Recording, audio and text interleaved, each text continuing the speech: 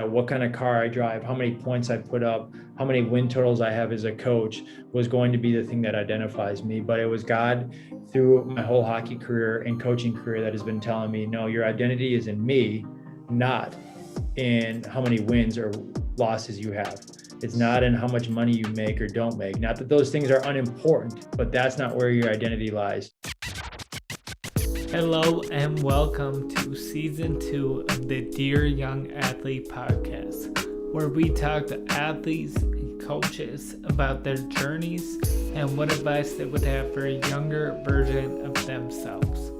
I'm your host, Jacob Thompson.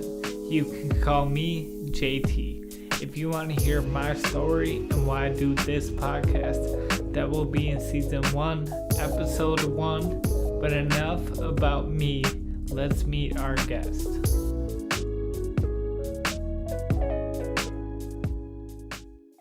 Today, I am joined by a very special guest.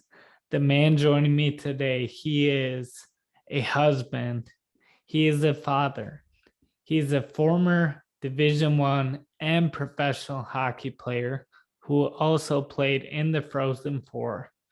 He's now a collegiate head coach and has even won an award for FCA Coach of the Year, which we'll get into.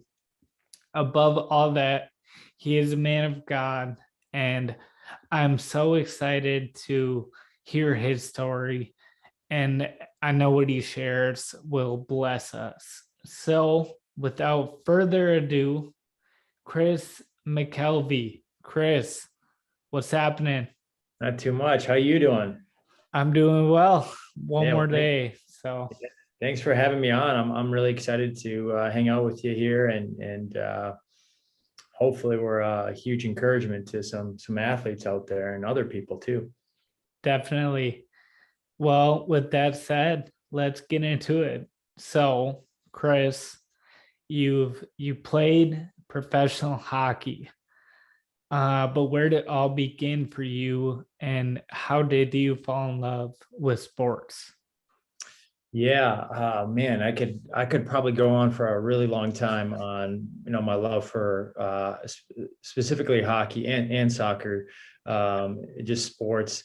But I actually grew up in Minnesota. I'm at Bethel now, and I grew up about 5 minutes away from Bethel. That's not why I came back. I'm sure we'll get into that a little bit later. But grew up here in New Brighton, Mounds View area, just outside of Minneapolis for anybody not listening in Minnesota. And I had two brothers. I have a twin brother and an older brother, and they were both involved, heavily involved in sports. And I think, like, when you're around people that are in sports and they're your best friends, then you probably are just going to play sports too. My dad was a college hockey player at St. Scholastica back in the 70s, and they won some national championships. And he grew up in Canada, so hockey was kind of in his blood. And then my mom is from northern Minnesota too, and she didn't play hockey. They didn't really have girls hockey back then, but in northern Minnesota, hockey is king, especially back in the 70s and 80s. So by kind of nature of who my parents were, hockey was seemingly the natural progression. But the funny thing is, I actually didn't want to play hockey until I was really in third grade. I played it in kindergarten, first and second grade, but I had like no appetite for it, no interest in it. I really wanted to play basketball. I think there was a part of me that just wanted to be different than my twin brother. As a twin, you kind of get paired.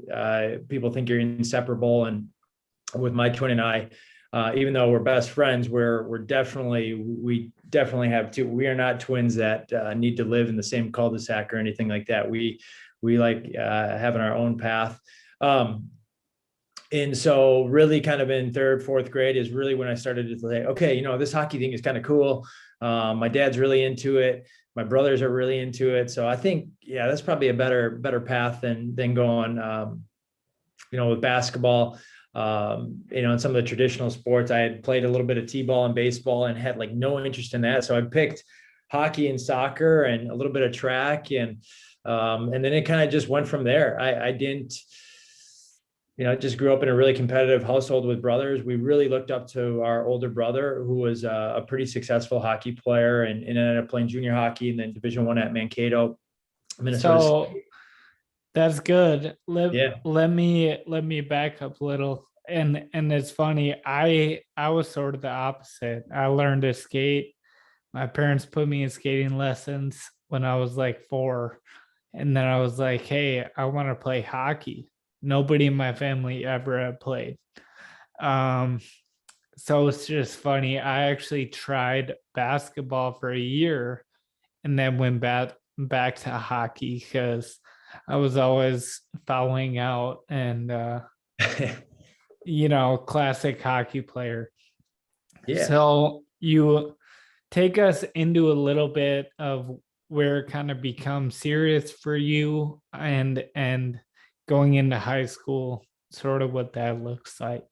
Yeah. Hockey didn't really become overly serious for me. Even soccer was probably a sport I was a little bit more just naturally gifted in. But hockey did not become overly serious for me until about my sophomore year of high school. And part of that was watching my older brother play junior hockey and then Division 1, and he had an incredible work ethic when it came to hockey. I think that's how he made it to the Division 1 level. And so it was pretty inspiring as a younger brother. You're already looking up to your older brother as it is. And so he kind of showed myself what it took to get to the next level. And it became inspiring. And for the longest time, I was actually really undersized, like just a scrawny little 5'2" kid. All the girls were bigger than me. All the other boys in high school had, armpit hair and they were shaving. And I mean, I was super intimidated, super insecure about some things. And so it was really kind of hard for me to go all in on sports because I just didn't have any confidence in my ability. But as I began to grow towards the end of high school, I was like, okay, this hockey thing is pretty cool. I mean, I could really get into this. And so started working out more, shooting more. I started seeing some results, and then got an opportunity to play junior hockey, which is the in between high school and college. And I had already come from Irondale High School, which is by no means a powerhouse in hockey. In fact, not many hockey players make it out of Irondale. So it was kind of a long shot for myself and my brothers to even play at the junior level. But for some reason, I got an opportunity to play juniors. Part of it was because I had a twin brother who was a little bit better than me at the time, and my older brother had played for this junior team. So I think I got that opportunity to play. And it was really in juniors was the first time in my life that I had really faced like significant adversity in terms of a sport. And I went to juniors, going from being one of the better players on my high school team to going to juniors to probably being the worst player on the roster. And I was getting healthy scratched. For our listeners that maybe aren't hockey people, it would, that just means you weren't good enough to be in the lineup, so you're in a suit and tie in the stands not because you're injured, just because you're not good enough to be in the lineup on Friday and Saturday. And so really difficult. I went through that quite a bit, about half the time that year. And it was really a shot to my identity.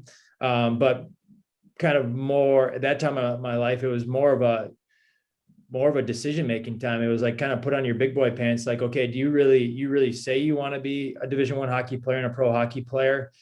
And it was like, well, you're clearly not even good enough to play at this level. So you've got to make some decisions here. And it was really then that I kind of went all in on training. And I think my parents would tell you that I became pretty obsessive about it. And, working out and training actually became a big part of my identity.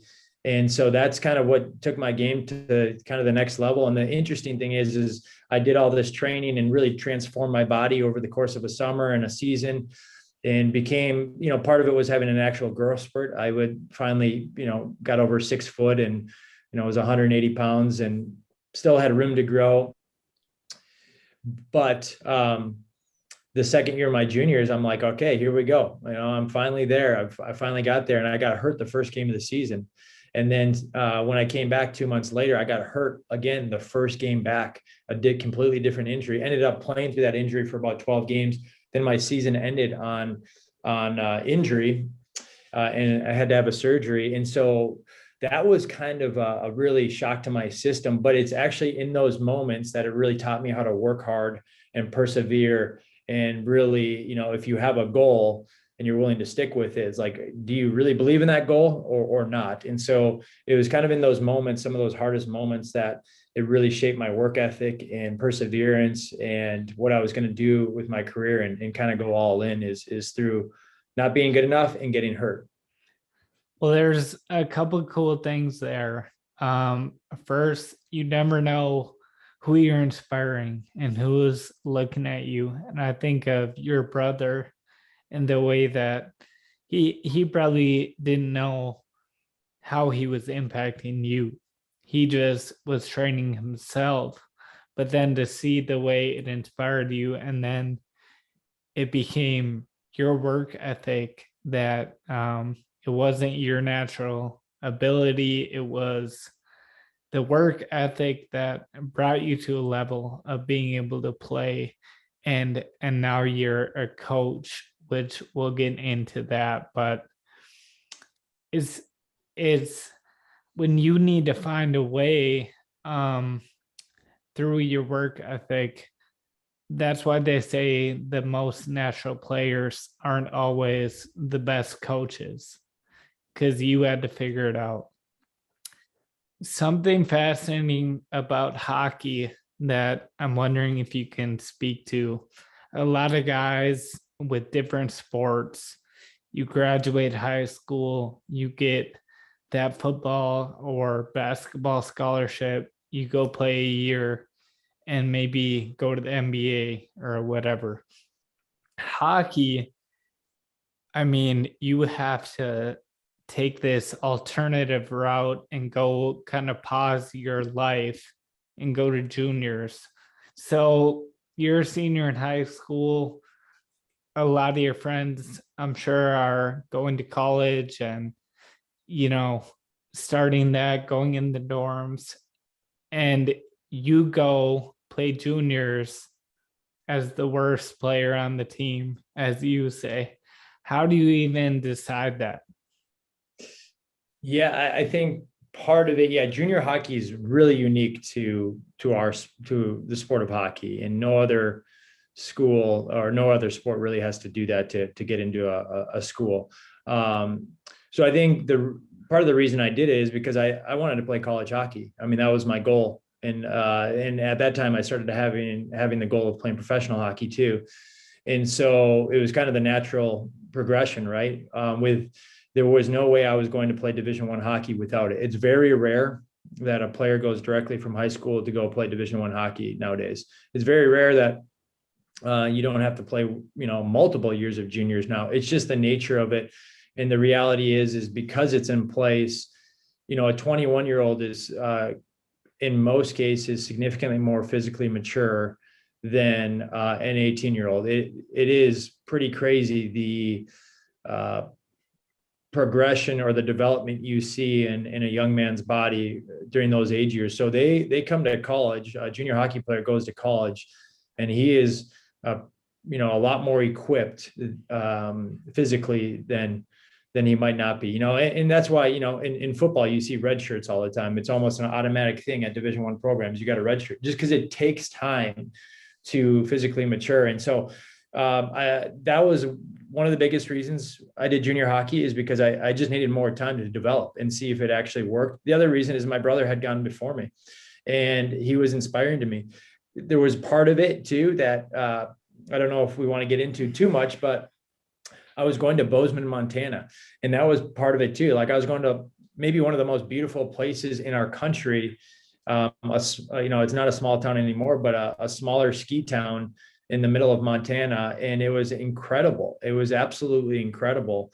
But talk about a shock to your system when you have been living with your parents your whole life, and then they help you pack up your car, a little 93 Mitsubishi.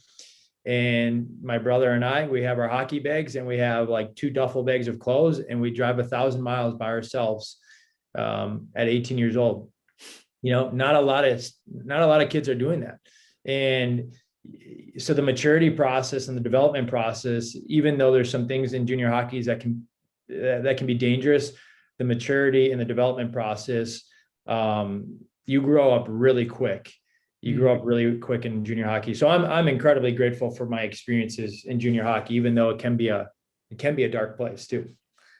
Well, I just think it's so cool. It's one thing to say you have a dream and to have a goal, but when you're 18 and you go all in, you know, your friends are going to college, living in dorms, starting their majors, and you have to really be committed. So I love that. And I always tell people like, it's, I mean, you can talk all you want about your goal and your dream, but are you taking a significant step and a risk? Um, that's what it really means to believe in yourself, to actually go out and do it. So I love that. Take us kind of the transition. How do you get from juniors into your D1 program? Yeah. Well, kind of what I alluded to, I wasn't necessarily the best player in juniors. And I wasn't exaggerating either when I was probably the worst player on the roster. And if you just look at the games played, that was probably it. And so over the course of 3 years playing junior hockey, a lot had to take place. One, I just grew naturally. My twin brother and I were very late bloomers. So our senior year of high school, I think the program says like 5'8" or 5'9", about 140 pounds. And, by the end of juniors, when I was 21 years old, I was about 6'1", 190 pounds. So pretty, in about 3.5 years, a pretty significant change, which you go that size different makes a huge difference. And so that really helped. And then the other thing that really helped was my play. I developed as a player on the ice. I'm not overly confident about a lot of things, especially maybe how good of a player I was or wasn't. I've always struggled with that. But one of the things I can confidently say is going through the injuries and going through being the worst player on the team, that it taught me a level of work that I didn't know I had in me. Right. And so I can confidently say through my pro career and my college career that I gave it everything I possibly had and went all in and really sacrificed a lot of other things to get to where I wanted to go. Again, I can't be super confident about other things, but I can be confident about that.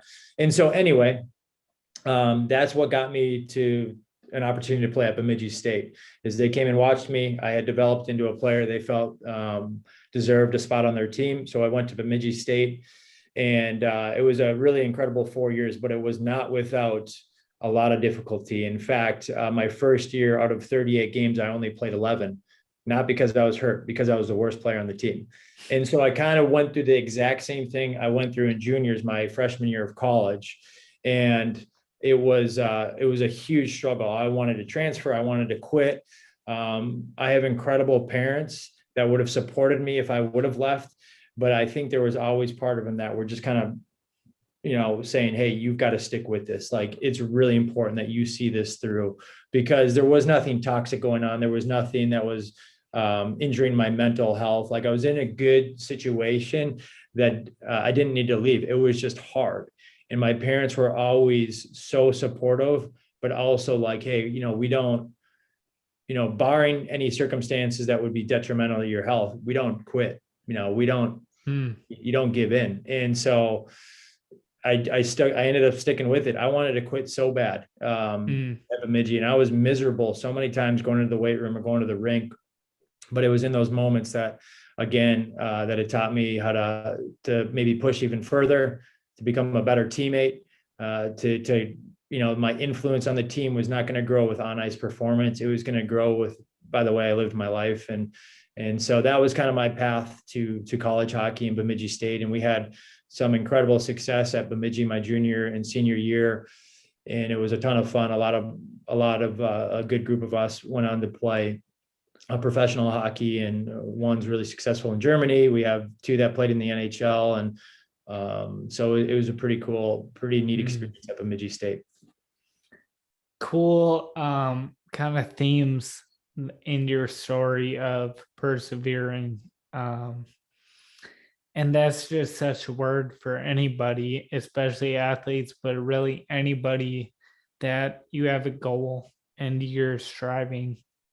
Um, there's going to be some hardships. There's going to be plenty of opportunities to give up and to quit. And you had those, you wanted to take them, but you stuck with it, and look at the fruit of what happens when you do that. It's not saying, oh, everyone will be a pro hockey player, but it's more about the character that you develop within that. And the delayed gratification is something I think is so huge that I see in your story. You probably said no. If you were known for your work ethic, you probably said no to a lot of parties, a lot of video games, a lot of just normal fun things. You have to be able to stay focused and say no. Also, coach, he's a very humble guy, so he's not going to mention that you were an assistant captain and a captain and played in the Frozen Four. So what, I mean, you have to tell us a little bit what that was like, had to Yeah. be.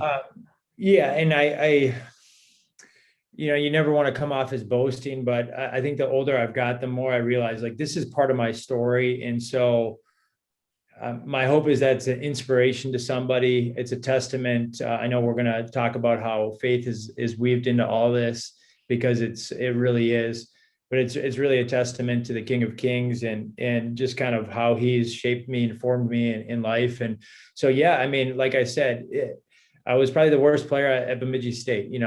I played 11 out of 38 games my freshman year. That's not good. And usually players get cut after that. But I realized I had to do something if I wanted to play.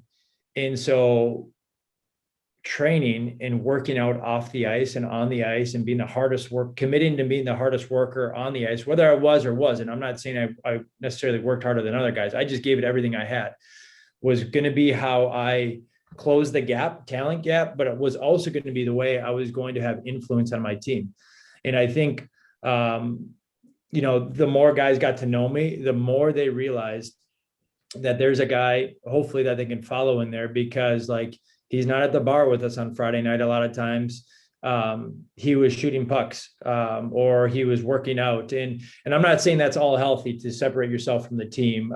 We can maybe talk about that too. But my influence grew because they're saying, okay, there's a guy who's in the stands every night, but yet he's given it everything he has every day. I tried not to complain. I tried not to ever bring the team down, though I will say I complained to my now wife quite a bit. I probably complained to my parents a lot, but I never wanted to infect the team with that kind of noise and that trash of complaining and woe is me kind of attitude. And I think that's probably something my parents instilled in me, and certainly my brothers held me accountable to.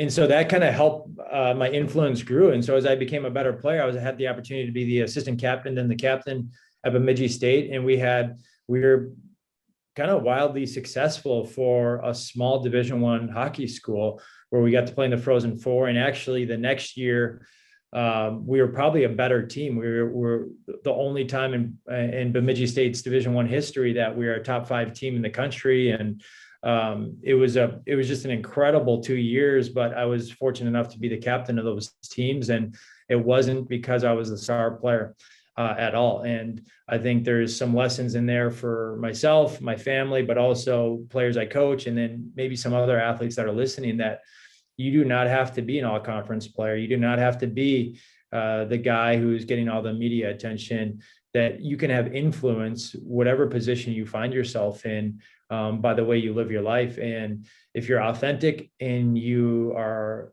a team player and you work incredibly hard, then your influence will grow. Your influence will absolutely grow, and it becomes infectious in the locker room when you can do those things. That's good. So I used to watch Miracle on Ice like every weekend. You just remind me of the quote, why'd you want to play college hockey? Yeah, for the girls. Just- Duh. I had a but girl, she's now my wife, so I wasn't doing it for that. yeah, yeah, man, so good. So college ends, and how do you kind of move forward as far as ending up playing professionally? If you're finding this podcast valuable, take a second to leave a review, to follow on whatever platform you're listening on. This will help the podcast reach more people. Check us out at 1020words.com/DYA, TEN20words.com/DYA. You can check out our merchandise. We have sweatpants, hoodies, t-shirts, shorts. Use code all caps DYA20 and take 20% off. There's also a button where you can support on Patreon, follow on Instagram at Dear Young Athlete, or inquire about being on the podcast or bringing Dear Young Athlete to your team or group. We hope to see you there. Now, let's get back to the episode.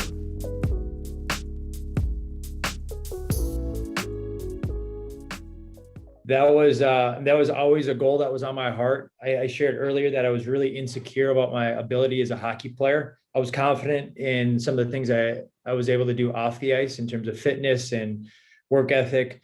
But as a hockey player, I was not very confident, and I was not a star player at Bemidji either. And so the interesting thing was I always had this on my heart to play pro hockey. I shouldn't say I always had it, but for a long time I had it on my heart to play pro hockey. And really the only people that probably knew about it were my brothers, my parents, and my now wife. I was never bold about it. I wish I would have been more bold about my goals and told people what I wanted to do. And my senior year, I sat my coach down. I was a captain at this point. I was still so nervous to talk to him about this. I said, "Hey coach, I just want to let you know my sole focus is on this season, but after this season, I really want to play pro hockey. Like, it's on my heart to play pro hockey. I want to do everything I can." And it's funny. I wish I would have brought this up to him earlier, because he's like, "Yeah, of course, Chris. Like, we know you want to play, and he's like, "We're going to do everything we can to get you there." And so it was kind of a cool moment for me to actually just have that conversation. There's a lesson in that too. You just got to have conversations sometimes. And from that point on, I just I knew it was in the back of my mind when my year finished, I was going to play pro hockey. My twin brother played Division I at Army West Point, and he had a tremendous last 2 years of his college career. So, and he was a year ahead of me too. So I played juniors an extra year. He only played 2 years. I played 3 years. So he was a year ahead of me in college.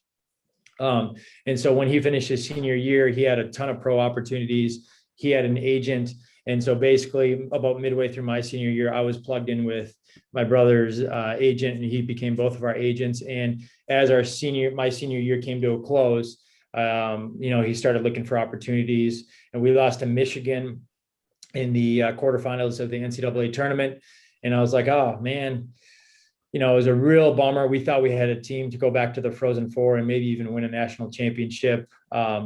And so it was a real disappointment, but sure enough, 3 days later, I got a call from the New York Rangers. Their minor league affiliate wanted to bring me in on a professional tryout. It wasn't really it was called a professional tryout, but they actually had signed me to a contract for the next season too. So, 3 days after our season ended, a really cool experience. I signed a contract, and the next day they got me on a plane, picked me up in Hartford, Connecticut. It was cool because I had never experienced anything like this. They got, I had a driver, and I had people grabbing my bags, and it was really first class by the Rangers and their minor league team, how they treated you. And so it was this world that it was so foreign to me. I was, again, an average player, maybe an above average player by the end of my college career. And here I am with first and second round draft picks and guys making significantly more money than I was ever going to make playing pro hockey. Hundreds of thousands of dollars and millions of dollars. And I'm in the same locker room as these guys. And I already have insecurities about my ability as a player. So you can imagine how those insecurities kind of grew when I became a professional player. But really cool. That's how I transitioned from college to professional hockey. I played 6 games right after my senior year. I was doing school kind of via email. Once our season ended in Hartford, I went back to school for another month and graduated and got married a few weeks later. And then it was off to the pro hockey adventure for the next 6 years. And so I want you to tell anything that you want to about your pro experience. And also, if you can speak to every kid with a stick and a puck dreams of playing pro hockey. Yeah. You did it. So if you can speak to, was it what you thought? Was it the fulfillment that you would have thought it would have been? Was it not? What was that like? Kind of those 2 questions. Yeah. Hopefully I can answer them well. I think in terms of being a professional hockey player, it was really fulfilling. I'm not going to sugarcoat it. It was awesome. It was really awesome. Again, I went from being a player who never made a select team, who barely made a junior team, barely made a college team, to now all of a sudden I'm making a decent living, a pretty good living playing professional hockey. One that I could support my wife. I could, support my wife and kids on without her working. And it was really cool. It was such a cool experience. You travel around the country, you meet people from, I wouldn't say all over the world, but a lot of Europeans, a lot of Russians, Canadians, obviously. And so you meet people from all over, Europe and Russia. And it's so cool, the relationships you build, at the American Hockey League level, which is directly below the NHL, you get treated pretty well. And, it's not to the level the NHL gets treated, but when you go on the road, you get to eat at nice places and you get to stay at pretty nice hotels. And, if the travel is long enough, we fly charter. And so there's some really cool things with it.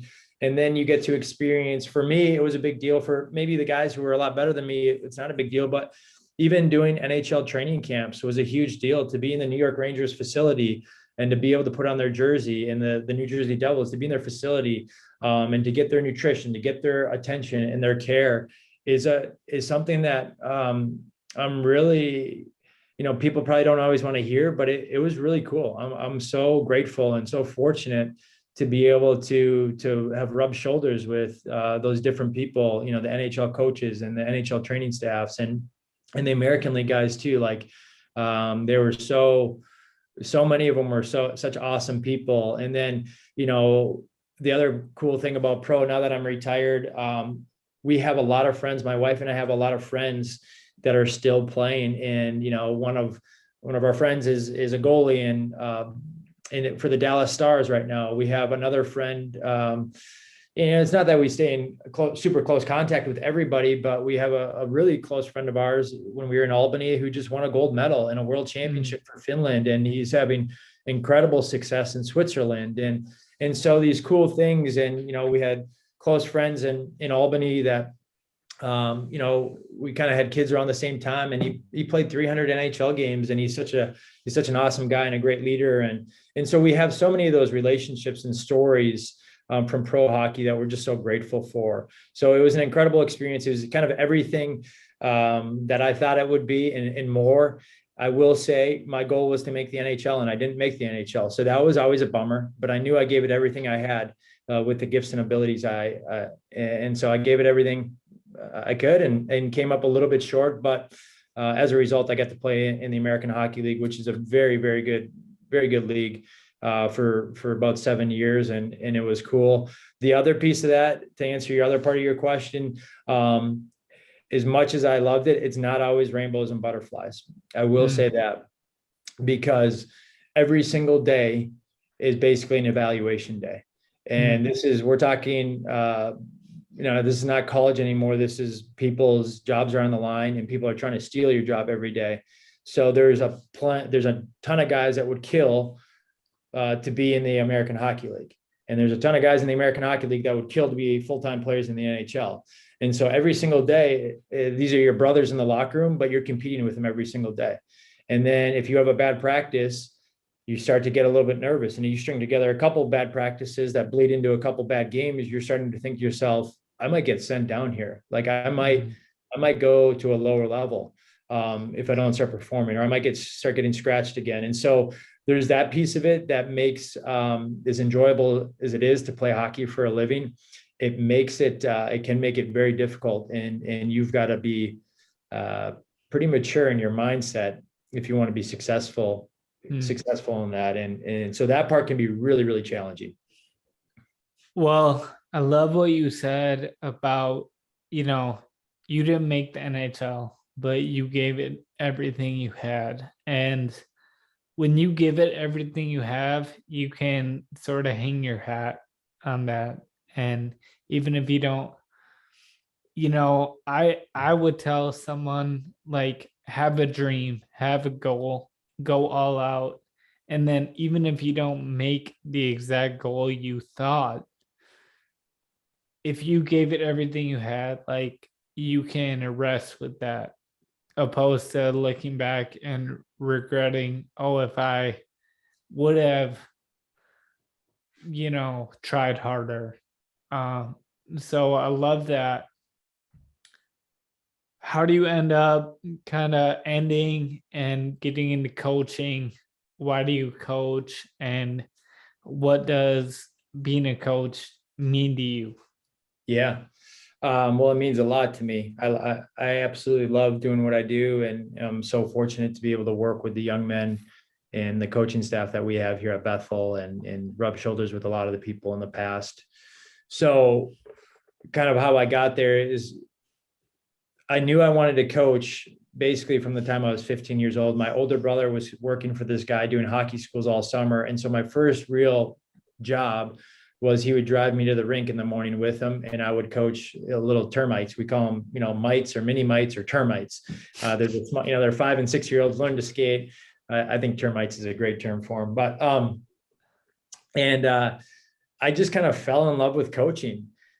Part of my love for coaching, and this is part of my story, is I had some of the best coaches in the world. I truly believe that. I had a soccer coach at Irondale High School, and he was a man of God, and he was a tremendous influence on my life. And to see how he lived and to see his care and love for us was, it was just awesome. And his wife too was an English teacher, and they just poured so much into us. It was pretty cool. I also had a high school hockey coach that he's actually the guy I worked for, and we still have a relationship to this day. Just such a great influence on me, and always encouraged me, always pushed me, always believed. He was like one of the only guys outside of my parents that probably actually believed in my ability and saw a vision for what my brothers and I were capable of down the road. And so I had that. And then I go to junior hockey, a place that can be a kind of a dark place because all you're doing is playing hockey. So you can imagine the trouble guys can get into. And I had this Christian, like the toughest Christian guy I've ever met. He was our coach. And so I got these like world-class like men in my life that are coaching. And so my passion for coaching, coupled with having incredible coaches, just led me to believe. I was like, I want to be in hockey my whole life if I can be, right? I'm not saying in 2 years I'm not going to change course or God's going to have a different plan for me, but I'm saying at that time and even right now, I was like, I think I am being called to be a hockey coach at this point in my life, and to hopefully lead and have an impact on young men. So I've known I wanted to coach for a long time, and I really worked at these hockey schools, individual development, skill development. Really, I didn't do it as much when I was a professional player. I did minimal stuff in the summer, helping coaches, but I've been training players about 15, 16, 17 years before I even became a college coach in the summer, and kind of on the side. So I had a passion for it. then kind of circling back to me not making the NHL, it honestly is probably the reason I started coaching at 32 years old or 31 years old, whatever I was, instead of playing till I was 40. My wife and I had full intentions of playing hockey until I couldn't anymore. 38, 40 years old. I loved the training piece. I was not scared of getting into the gym. Like, I just loved it. I mean, you go to the gym in the morning in the summer, then you go shoot pucks, you go skate, and you got the rest of the day. Like, that's kind of the life. That's a dream. And so I was ready. I was prepared to do that for a long time. But because I didn't make the NHL, my shelf life, or like my ceiling on the financial gains I could make or what leagues I could play in, kind of became like, I had played in the American Hockey League. It's probably arguably the second best league in the world, behind maybe, or right there with like the Russian Super League or the Swedish League. And so it's kind of like, well, if you don't make the NHL, you can certainly go to Europe, maybe make a little bit more money, have an incredible experience, which was of big interest to us. Or if a coaching opportunity comes up, maybe it's time to just get into coaching. And so again, I wasn't intending on being done playing. I had some injury issues my last year in Army. A Division I school basically handed me a Division I job. They said, if you want it, it's your job. And again, I was not ready to be done playing, but through prayer, through guidance of other people, and through just kind of what could be next in my career, we just decided to go down this path to coach. And the funny thing is, and not a lot of people know this, but after my first year coaching at Army, I was all in. I loved it, but I wasn't ready to be done playing. And so I actually I talked to my agent and talked to some other people, and was going to go back to Europe, or it wasn't going to go back to Europe, was going to try to go to Europe, or again, try to get back in the American Hockey League or East Coast Hockey League here in the States, and try to keep playing for a few more years, just because my body I felt like I still could go. And so when about 2 months, my wife and I and my twin brother knew, and even the head coach at Army knew, that I was going to try to make a comeback, and I was going to give it one more go before I really committed to coaching. And to my boss's credit at Army,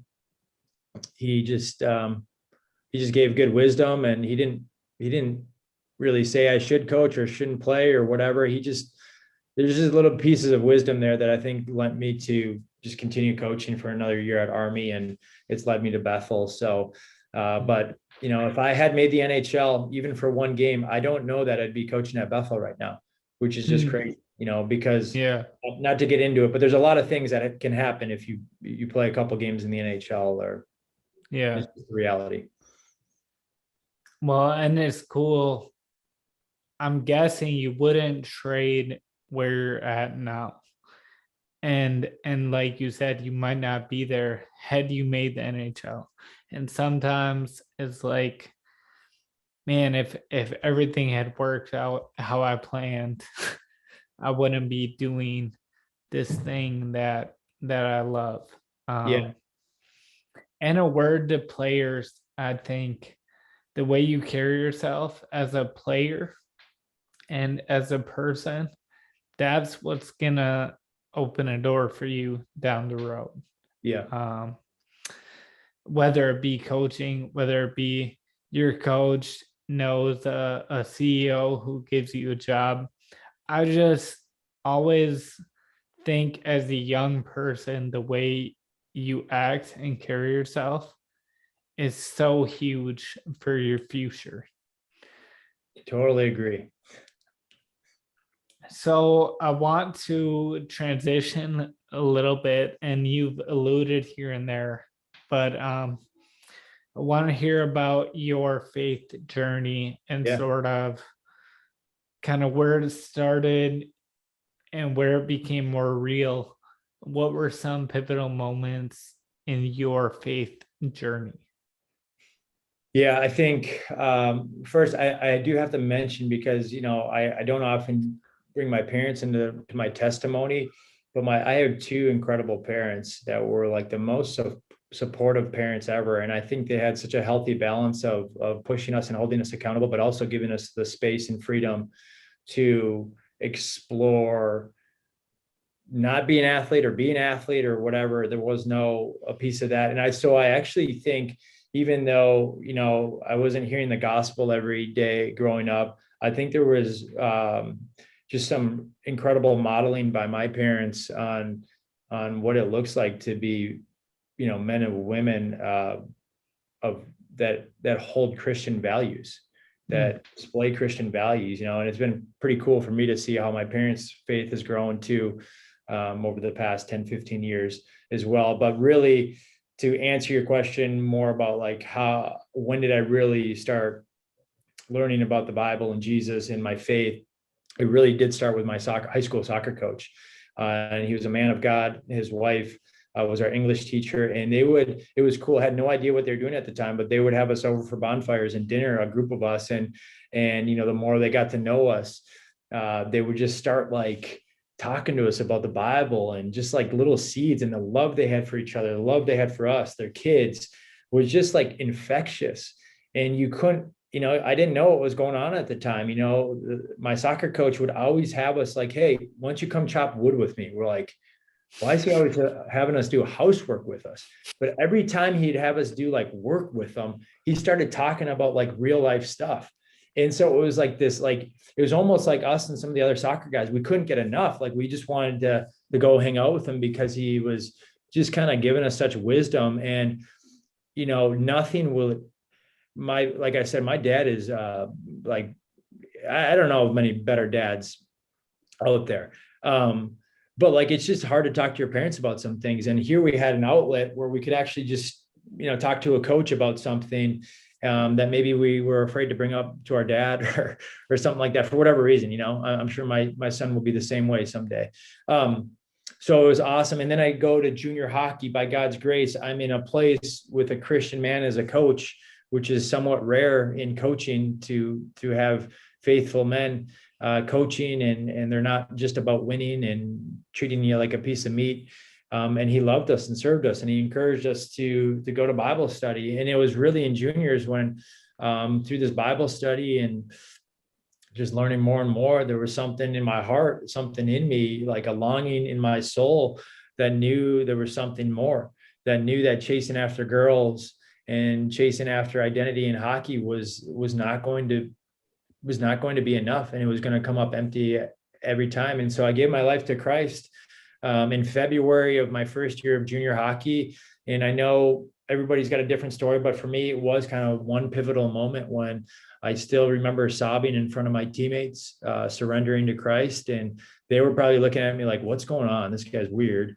The chaplain, the guy who was leading Bible study, knew what was going on. And I just remember leaving that Bible study, and you're in Montana, and I looked up and you could see a silhouette in the mountains in the background. And I saw the world completely different from that point on. And I looked up at the stars and the skies and the mountains in the shadows, and I just knew that there was a creator. I knew that there was a God in heaven that loved us and he cared for us. I knew that there was something more beyond this world, and fully believe it with my heart. And my life was changed forever. Not saying it was all good after that, but that's when I surrendered my life to Christ and my heart changed and became a new creation, and he washed me clean of my sin. And again, that doesn't mean I didn't sin. I did a lot of that. But that's kind of where my faith journey really took a 180-degree turn when God just he just stepped in. He's like, all right, now's the time. And so then through, the rest of my junior career, college career and pro career, I think God continued to use hockey and training and influence as an avenue to shape me to the man he wants me to be. And he's still shaping me. And without Jesus in my life, I think that my hockey career would have ended sooner. I think that I would have been a significantly more selfish teammate.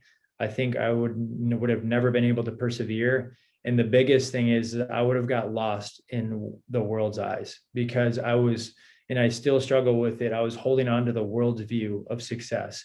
Now, what kind of car I drive, how many points I put up, how many win totals I have as a coach was going to be the thing that identifies me. But it was God through my whole hockey career and coaching career that has been telling me, no, your identity is in me, not in how many wins or losses you have. It's not in how much money you make or don't make. Not that those things are unimportant, but that's not where your identity lies. And so throughout my whole career, he was just shaping me. And I shared all the struggles I had with injuries and getting scratched because I wasn't a very good player.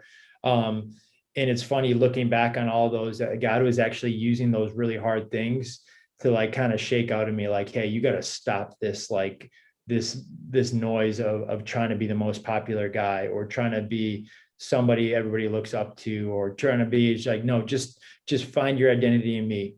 And then it's funny how when you do that, he can use you become available for him to use for much better purposes than what you originally thought. So I would have been I'll say it right now, I still wanted to make the NHL. I still wish I would have made the NHL, but I don't know that I would have been a very, very good at having a lot of money early in my life, to be honest with you. Yeah. Yeah.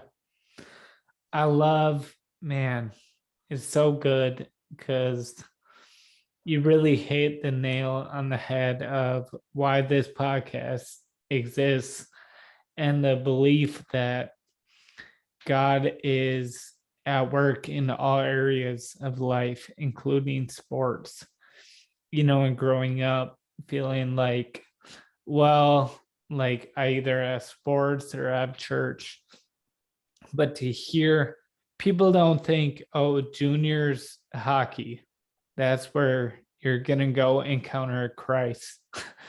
But you did. And it's so cool. And now you're coaching. And I'm sure you get guys from all kinds of backgrounds. Bethel is a Christian school, but guys want to play hockey wherever they can. And now you get to have an influence on them that somebody else had on you. And it's through sports. And that is just a beautiful thing. Man, I love it. Yeah, I think you hit it perfect, or you said it perfectly there, is at Bethel, we are a Christian school, and we are very we hope we're very clear about who we are and the type of young men we want to be and desire for these guys over the course of the 3 or 4 years here at Bethel. But the reality is oftentimes they see a nice locker room, or they see coaches they can connect with, whether it's at Bethel or somewhere else. They see that's why you make decisions on school. And a lot of players, if they're athletes, they're probably their primary reason for going to a school, even if they grew up in faithful Christian homes, is not because it's a Christian school or not, right? You can go be a Christian at any university in the world. And, I think people don't always realize that they're picking the school because of athletics, and they're picking the school because of maybe an academic program that they have.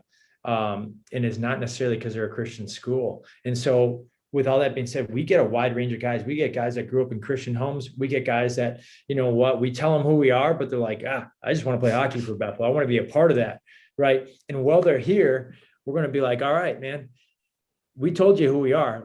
And that wasn't just a recruiting pitch. That was like, this is who we are. And we want men that are going to grow in their faith. They're going to be challenged in their faith. They're going to be challenged to answer some questions while they're at Bethel about what kind of man they are and who they want to be and what they want to believe in. Right. And we have some guys that are already Christians and are just walking faithfully, and you say, okay, how do you grow more and more so that you're a better husband and a better dad and a more faithful follower? And whether you're a pro hockey player, you're a leader in the corporate world, like what is it going to be? But wherever we find guys at is to say, hey man, like we love you and we love you so much. We're going to tell you about this guy named Jesus, because once you believe in him, your life will never be the same. We're not saying it's going to be easier. We're just saying your life will never be the same. And you will have a peace in your heart that you didn't know existed. And so I influence the guys probably pretty imperfectly. And I think my assistants do an incredible job. And we, so many times we get laser focused on the hockey and we forget about that. But again, over the 3 or 4 years while we have them here, we hope that something at Bethel, whether it's a professor or our AD or what happens in our strength and conditioning room, because we have maybe the best strength coach in the world, college strength coach in the world. He's an awesome man. And what happens in the halls of the athletic department when they're bumping into other coaches, that they leave here, and it just incredible, it just impacts them incredibly. And seeds are planted for them to grow in their faith. Seeds are planted where they come to faith, and just so many incredible things can happen. And we're seeing some really cool things happen within our athletic department, within Bethel hockey. And again, we do that imperfectly, and we're still growing and learning from other people, but that's what we want Bethel to be like. And it's a really unique, hockey is a little bit more unique than maybe some other sports, and some different challenges, good challenges, but just different. Yeah, I love how your coach that you said he loved you guys and he served you. You weren't just something he could use to try and further his career. And now you have that heart, and it's not just, oh, we're trying to convert everyone to a religion. It's, we're trying to share with you something that will give you a peace and a joy and help you become a husband and a father and a loving person. It's so, Yeah. That's so good. And just go ahead. I was just going to say, I would put it this way too, is I would say that we want people, we want to live lives as coaches and as hopefully mentors or leaders in their life, where they go, I don't want to be like coach. I just want to, whatever he has, I want, whatever he, I don't want the life that coach wants. I want what's in his heart, if that makes sense, right? Like, I don't want them to be me. I want them to look at me and hopefully see that I believe in something different, right? And a lot of the guys know what we believe in. They know that I'm a follower of Jesus, and that's the foundation of my life. I mean, that's really everything. But for those that don't know, is to be like, why is our coaching staff like that? Why is Chris and his wife like that? Like, and so that's really what we want. We want them to see our coaching in how we live our lives, and hopefully it's a reflection of Jesus. So good. So good. So we could spend another hour on this topic, because there are so many lessons that we learn in sports that can influence our lives. But if you could pick one lesson that you've learned as an athlete and that you've seen impact your life, what would that be? Oh man, do I have to pick one? We'll even say you could do two. I'll do two. The first one's gonna be really short. One lesson that I've learned that I don't think people understand, and I have to preach this to myself all the time, is we are capable of significantly more than we actually think we are. And I think young people, including myself, sometimes have the misunderstanding of like what hard work really looks like. Hard work is just like the ticket to get into the party. That's all. I mean, hard work is just like, that's what you're supposed to do, but going above and beyond, if you really want to achieve something, is really what's going to make the difference. And you have to do that over time. It's not like a 1 week thing or a 2 month thing. It's like, you have to do it over time.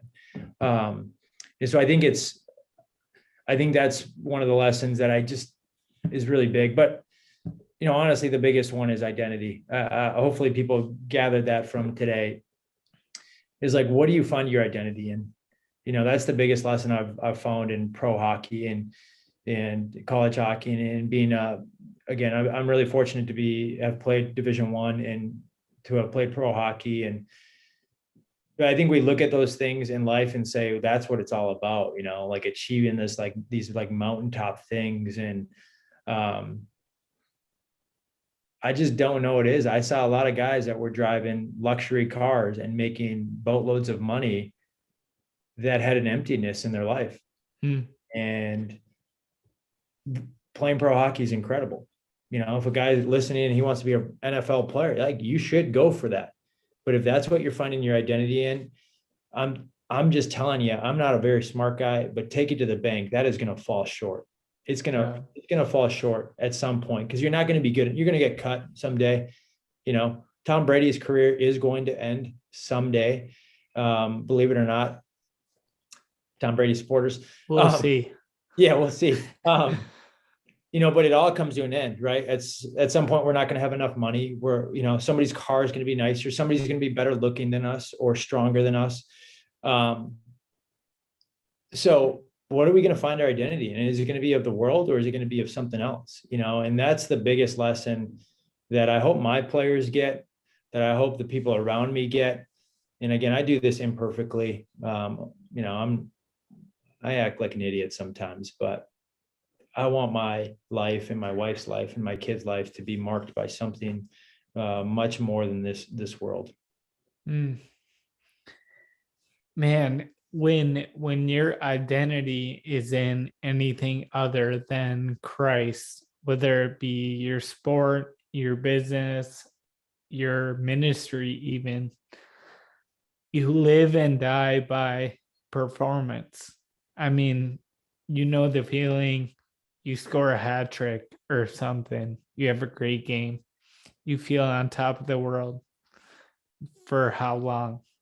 For a day or 2 days, and then you need to repeat it to feel good about yourself, and then you have a bad game and you feel worthless. And you can do that in any area of life, but when your identity is in Christ, and you mentioned it earlier, you can separate your value from your performance. You Yeah. can say, man, I am loved, I am valued, I have purpose, I'm important. And then you're free to play and do your best. And if you Yeah. do great, man, that's still awesome. Then when you have a bad game, you can say, too bad, but I'm still valuable and Yeah. loved. Yep. It's That's so so good. it's so yeah, I mean, that's such a huge thing. And I would tell like all the athletes listening to, and it doesn't even have to, you don't even have to be an athlete. You could be another coach or somebody in the corporate world listening, is to say, when we truly find our identity in Christ, we will experience more success in our profession than we thought imaginable. Because we're gonna be doing these things without a 100-pound weight on our shoulders all the time. We're going to be able to be free. And it took me a while, even as a Christian, to understand who I truly was and what God was actually saying about me. And when I figured that out, when people spoke that into me, I played better than I ever played in my whole life. I played more free than I ever played. And when I had a bad game, yes, I would be disappointed and frustrated and had to figure out how I was supposed to correct this. But it also went away significantly quicker. I did not hang on to it for weeks at a time. I didn't walk around my wife, grumpy all the time, and same with a loss now. When my identity is secure in Christ and I know that and trust that, I can get over a loss probably within 24 hours, right? Doesn't really affect my family.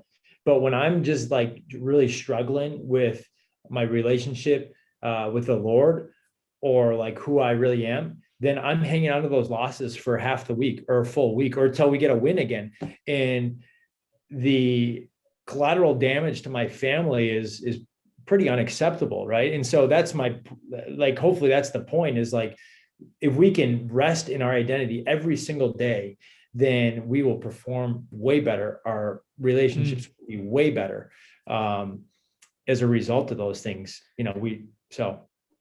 Yeah, and it's okay to want to win. Yeah. You should want to win. You should do your best, and then be able to rest, like you mentioned earlier. You give it everything you have, you can live with the result. For sure. So as we come to a close, you're on the Dear Young Athlete podcast. So we need you to complete the statement, Dear Young Athlete. What do you want to say to your players and to a younger Chris? I would say, dear young athlete, you are worth significantly more than your performance on the ice or on the field, or how many Instagram followers you have, or what kind of car you drive, or how much money you have, or how popular you are. You are significantly more valuable than those things. And those things may be important, and those things are not always bad. But if you find your identity in those things, it's going to come crashing down. And so I would say also to that young athlete is like, I hope you find your identity in Christ, but if you're not quite there yet, you have to know and believe that you have significantly more worth than what the world says is valuable. And so that's the biggest message I'd give to any young athlete, to my athletes. We speak that to our athletes all the time. I hope they know that we actually really love them, regardless if we stink on Saturday night. It's disappointing, but we still love them like crazy, and we still want the best for them. So hopefully that's a really good Dear Young Athlete statement. It's perfect. Inspires somebody. It's perfect. It's beautiful. Chris, thank you so much for sharing with us. So many good words and gold nuggets in there. So I know whoever hears this will be blessed, encouraged, and inspired. Thank you. Thanks for having me, man. It was a blast. Hopefully we can do it again. Yes. All right. Later. See ya. Thank you so much for listening to the Dear Young Athlete podcast. Remember to follow on your platform and leave us a review. Check out our website linked in the description, 1020words.com/DYA. Use code all caps DYA20 and take 20% off the merchandise. We'll see you in the next episode.